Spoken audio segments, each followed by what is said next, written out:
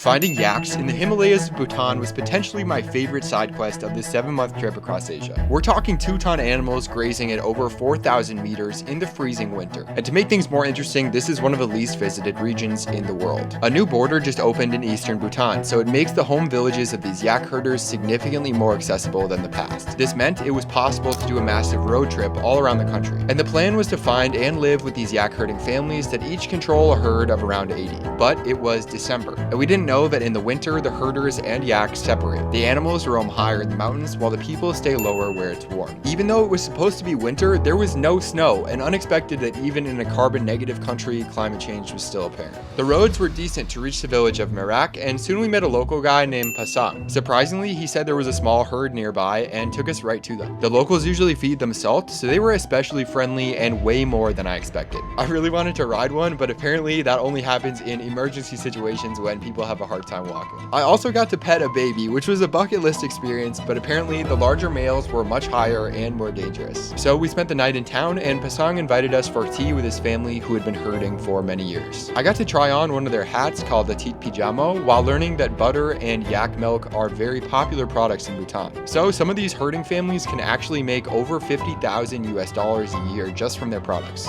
Now the real quest began the next morning to find the male yaks on a 12-mile hike to the neighboring village of Sakteng. This white one we found was apparently one of the oldest in the area, and it didn't take long before finding some other huge ones. We were hiking at over 4,000 meters, so things were pretty difficult, but seeing the huge yaks up close was incredible and one of the best experiences of the trip. If you want to do this too, I went with White Mountain Holiday, and I actually got a fun idea since milking season is during the warmer months to go back and try caring for the animals with the herders, which is apparently extremely difficult. So if you think I should, let me know in the comments.